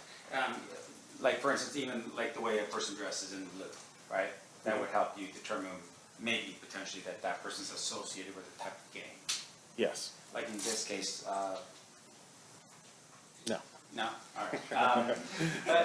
But with regards to the way it's set up, though, is that, did you at any point ever determine that Tupac Shakur was a member of the gang? No, Why not? because he wasn't. And when you say that, I mean, obviously, he's associated with the mob, with the death row label, Correct. and he was also at that particular point hanging around with Suge Knight. Correct. And Suge Knight was an identified Mob Piru or an associate of the Mob Piru, Correct. as well as other people who were Mob Piru, like Mob James, for instance, that was in that association. Yes, his entourage were all Mob Piru gang members. Okay, but you're telling us right now that Tupac was not a gang member? No. Just because he was hanging around these people did not make him a gang member? Correct. Now, fair to say, of course, that even in the Death Row record label, there were actually Crips that were assigned, that were part of that label as well, right? Yes. That would have been Snoop Dogg, Correct. that would have been Dr. Dre. I'm not sure about Dr. Dre. How about, who's the other one that I'm thinking of? Is it Eazy? He wasn't associated with that record label, I think. I don't think he was. You tell me, because I'm just, I'm trying to figure it out. But fair to say, though, that within business, it wasn't about a color as much as it was about money, right? You're making money, and so you're not isolating one segment of the population from the other in terms of your product. Correct. Okay. Now, with regards to Mob James at that particular point, you had told us that you believed he was an OG at the Yes. time. Did Mob James have any indication for violence? I never investigated him for any violence because he was in jail when I was, most of the time that I was in patrol and in the gang unit. And I don't know exactly when he got out, but when he got out, he was already older. He didn't really hang out with the younger gangsters. I see. And with regard to this retaliation thing we talked about, you said there was some concern that once the shots were fired and Tupac was hit, that there was concern that there was going to be some type of gang war back in Compton, right? Yes. Now, you shared with us a little bit how this worked. You were asleep in bed, and you get a call early morning from Reggie Wright Sr. I don't recall if I was asleep in bed, but I was at home. Okay. And can you tell us what time that you received the call from Reggie Wright Sr.? I don't recall. It was a long time ago. Okay. But would it have been still that evening or that night? Yes. Not the next morning or anything like Correct. that? And the reason why he would have called you is because he was your direct boss? Yes. Okay. Now, in addition to that, you had also mentioned that this retaliation. The shootings that occur after, you have, is it Mr. Brim's was the first shot fired between the Mob Piru and the Southside Crips? Was he the first one shot? Darnell? Yeah. Yes. And then after Darnell, who was the next person shot? I believe it was the next day at 713 North Bradfield. I believe 2 people were shot, and that's in Piru territory. You know if they were Piru? They were. They were. And do you know who shot them? No. Right. Now, with regards to the Darnell Brim, do you know who shot him? No. Now, in terms of the 2 Piru that were shot the morning after Mr. Brim, do you know how the order was given out for these people to be shot? No. So no phone records, for instance, from Mr. Davis indicating that he wanted these people shot or anything like that. Correct. Now, after the 2 Piru were shot, what happened next? I believe later on, another person was shot at Pine and Bradfield in Mob Piru territory. And was that person a Crip or a Blood? The person that was shot was Piru affiliated, yes. Okay, so 2 Pirus are shot that day, and then later on that day, another Piru affiliate was shot. Yes. All right, and do you know if that was an order that was given out by anybody to shoot that Piru? No. Okay, and then the next Piru after, or the next person shot after that was who? I don't recall the name, but I believe it was 80 something South Ward Street. And Was that's that- in Crip territory. And so that person was a Crip? Yes. All right, and that shot occurred when, or when did that shooting occur?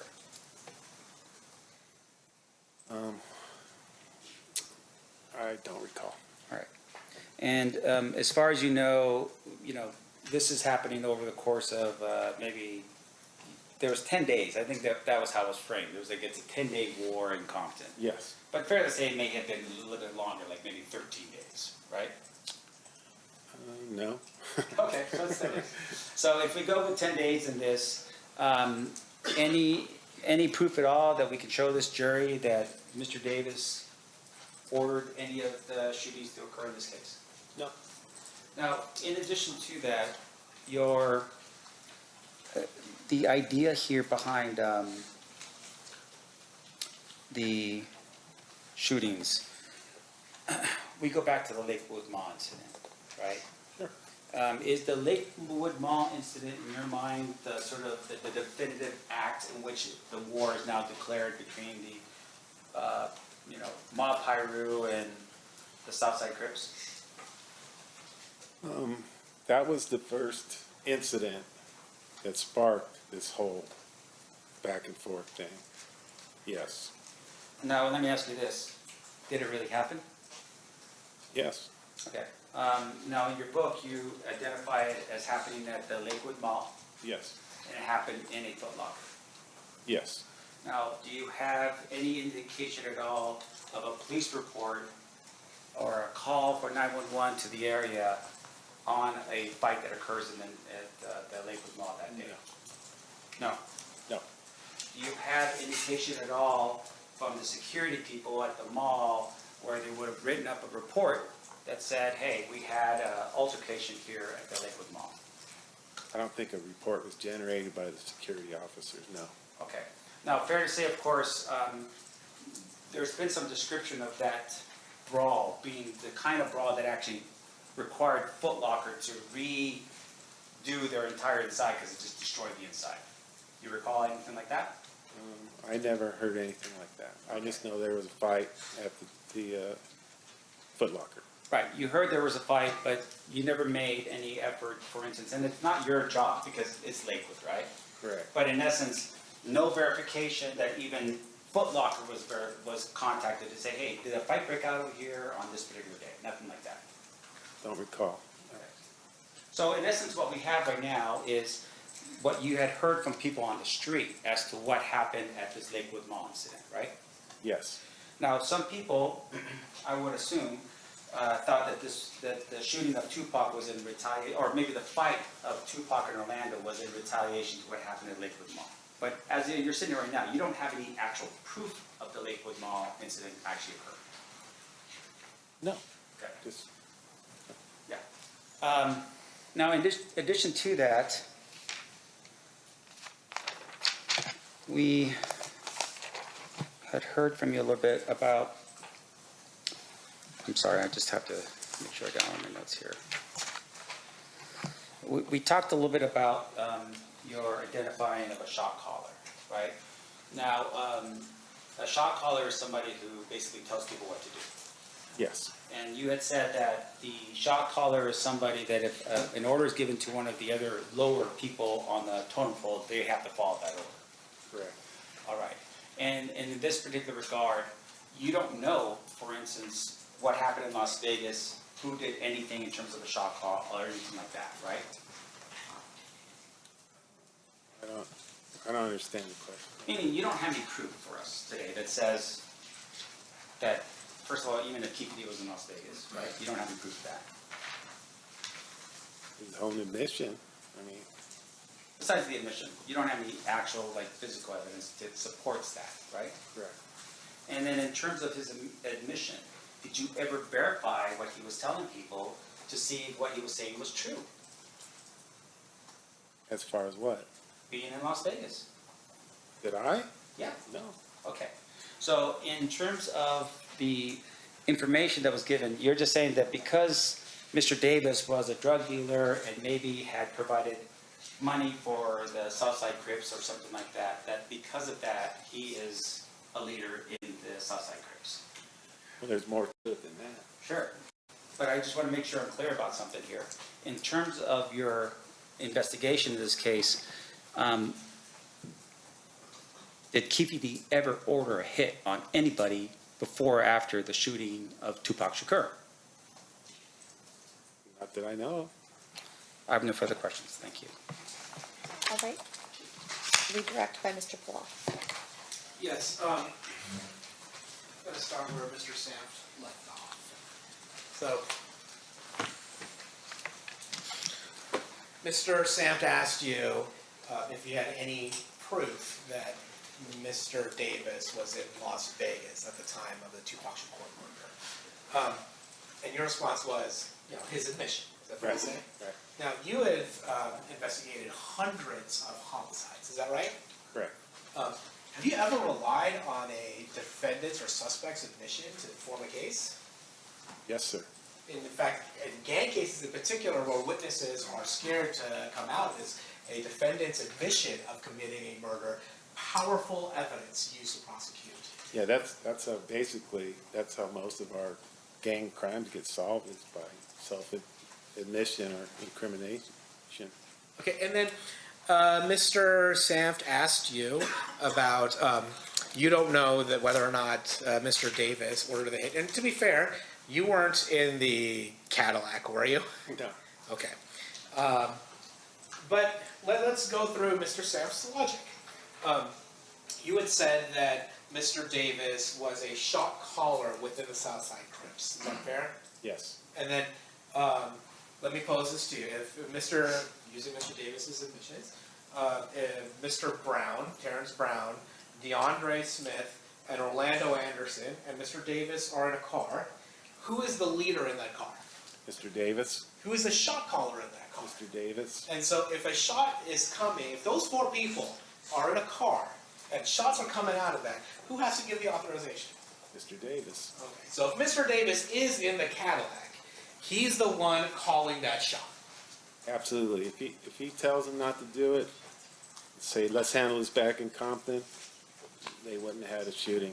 If he sanctioned it, then there'd be a shooting. And Mr. Orlando Anderson, he was what you had called a gangster, right? Absolutely. So he would be the person that would have to listen to Mr. Davis. Yes. And so was it in your experience, knowing the roles of everybody in that vehicle, could Mr. Anderson shoot that gun with Mr. Davis in the car without Mr. Davis's permission? No. Now let's talk about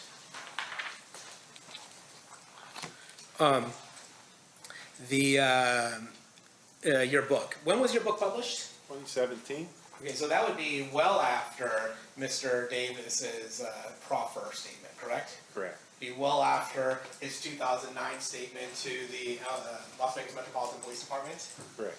And it might be contemporaneous, we don't know, to the time of his statement to the death row chronicles.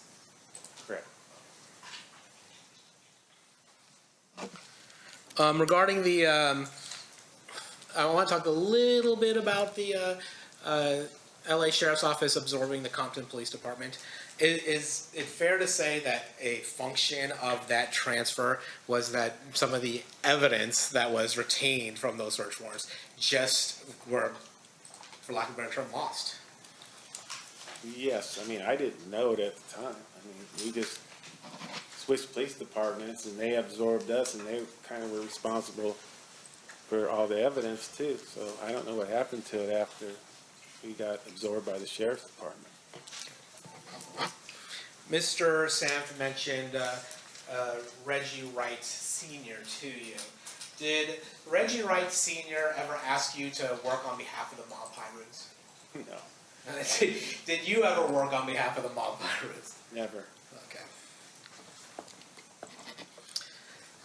Talking about the Burris Street faction, Mr. Samp mentioned that Mr. Samp asked you some questions about Southsiders. Darnell Bren was actually in conflict with the Burris Street crew. Is that fair? Yes. But Michael Giroux was a member of the Southside Compton Crips, the Burris Street crew. Is that fair? Yes, I think he went by a Little Owl. Is that right? that is correct. Court's indulgence.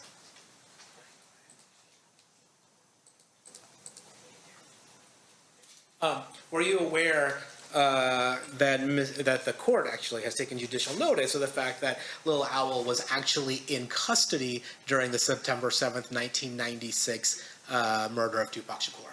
That is correct. Kind of hard for him to be the person responsible for the murder of Tupac Correct. Shakur. Okay. Now, Orlando Anderson, he was also a member of the Burris Street crew. Is that fair to say? Yes.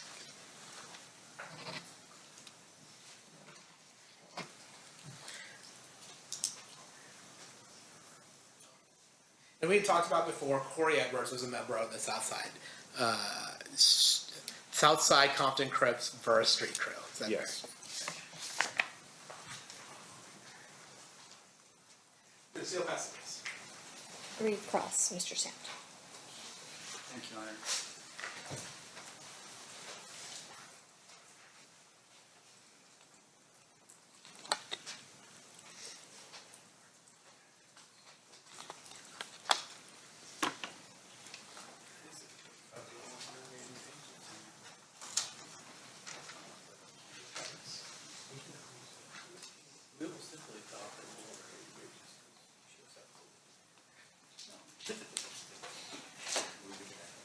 I mean, we'll get a clean copy for you, but a little bit.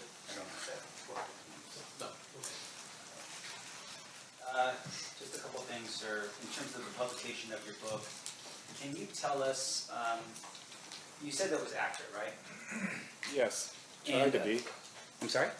I tried to be. No, and it's fine. I'm not, we're not really gonna knock it. I just wanna know that at some point in here, you do identify, Mr. Davis as Keefe D, correct? Yes. Do you recall the spelling of his name in the book? No. Do you recall how you spelt his name? No. Would review of your book help you in terms of how you spelt his name in the book? Sure. Okay.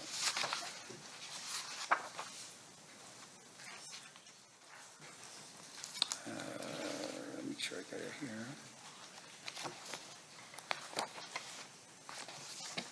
You want my approach? You may.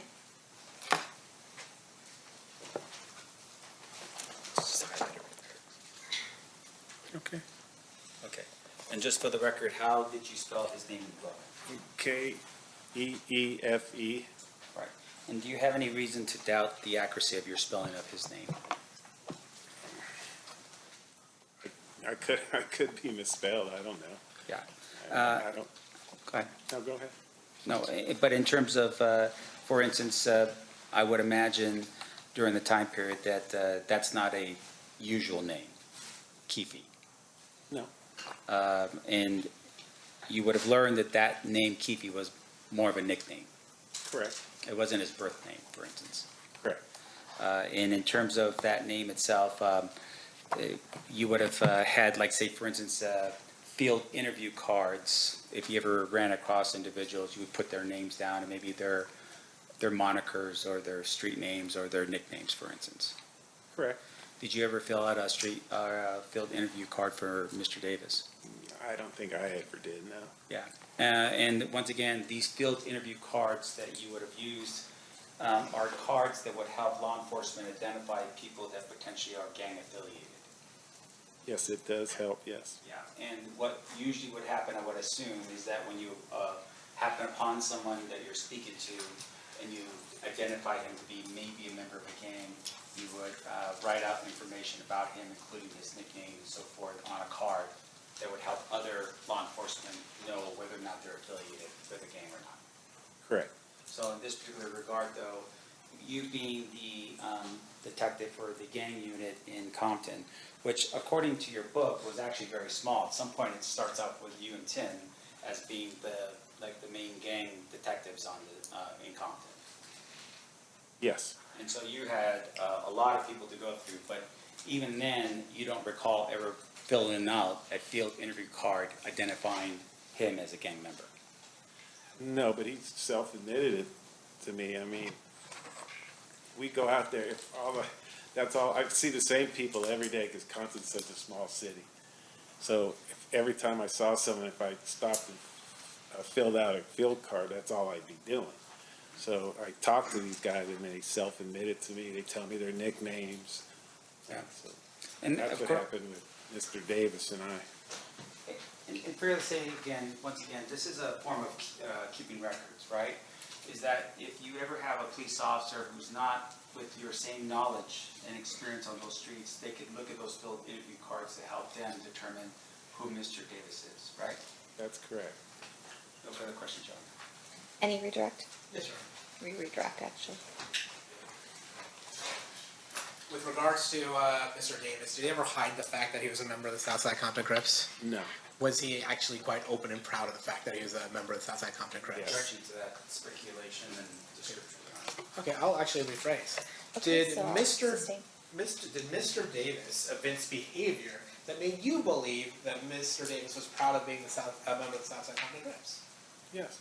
And to your knowledge, did he ever hide being a member of the Southside Compton Crips? No, whenever I would see Mr. Davis, he'd always be in the company of other Southside Crips too.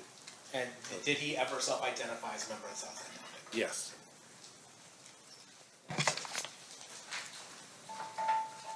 Is that it for you, Mr. Paul? Yes. Anything else, Mr. Stamp? No, no. Ladies and gentlemen of the jury, any questions for this witness? Okay, we have a few.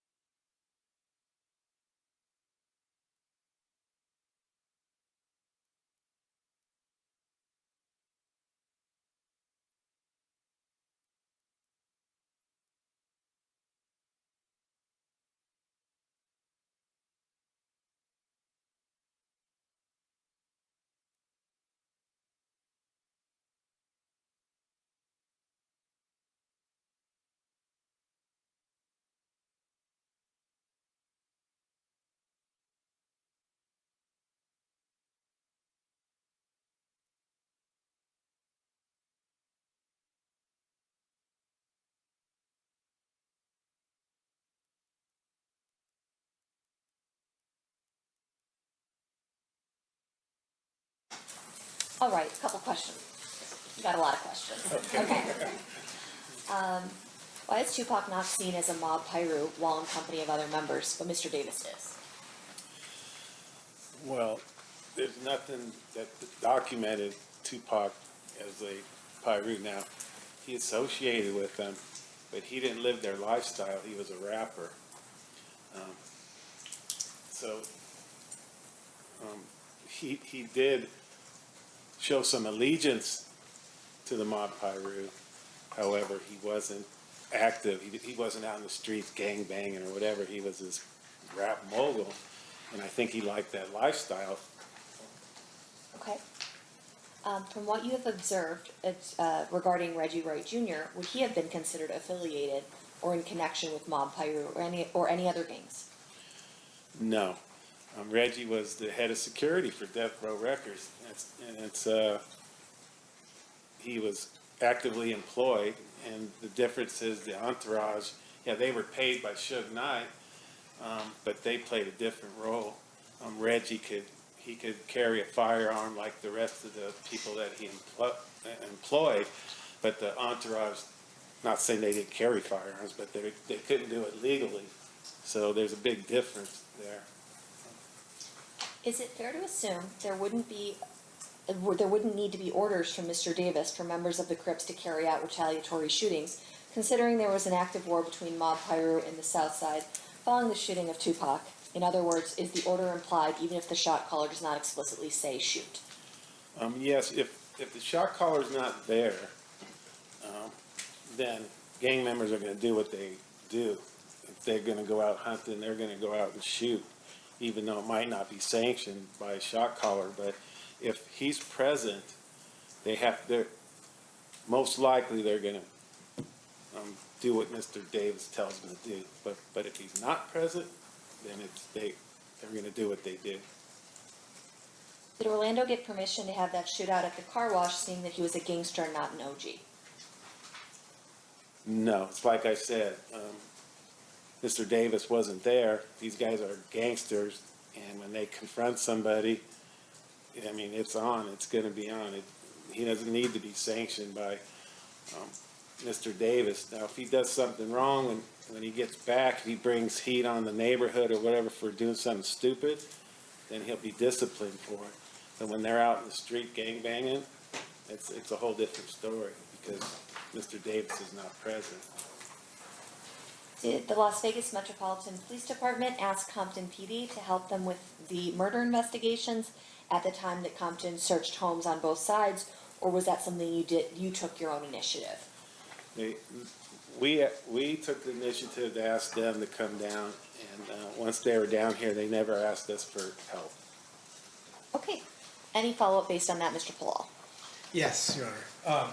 With regards to the distinction of whether Mr. Shakur or Mr. Wright were gang members, is it fair to say that you don't become a gang member by hanging around other gang members?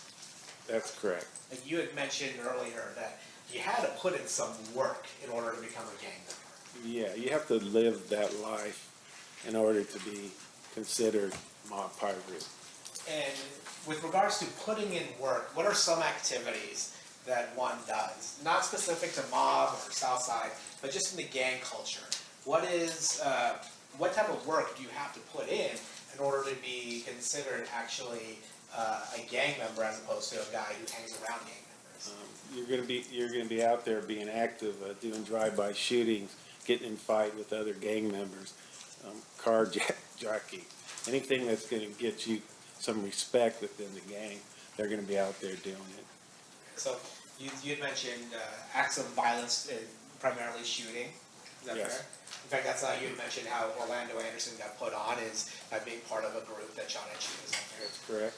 And then you would also, with being part of the narcotics trade, and I guess that's too of a lawyerly word to say, selling drugs, is that one of the ways that you get considered putting in work to become a member of a gang?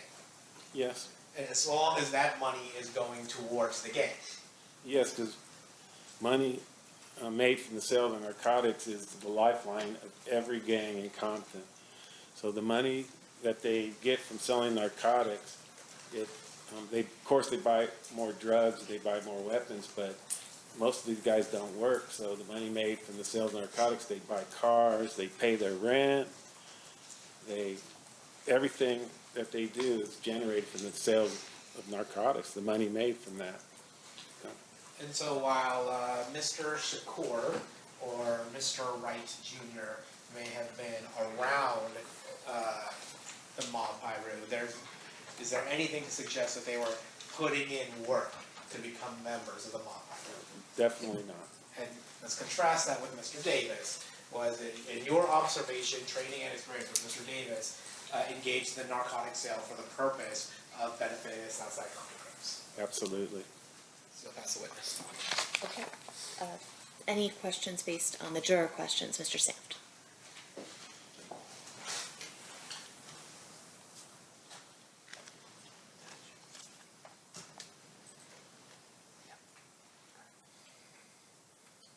No, Your Honor. Okay, thank you so much for being here. You are excused. Thank you.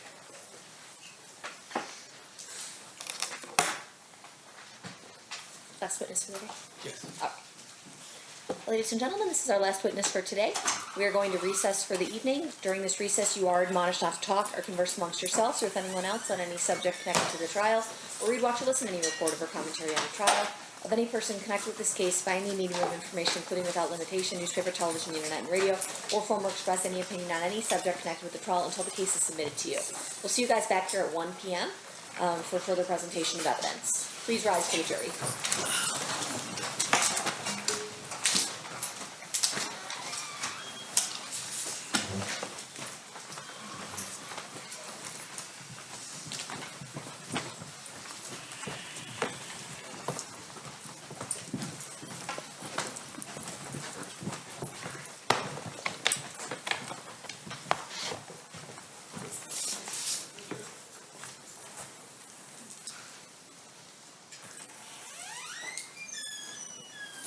For the record, the jury has exited the room. Anything we need to address outside the presence? Nothing from the stand.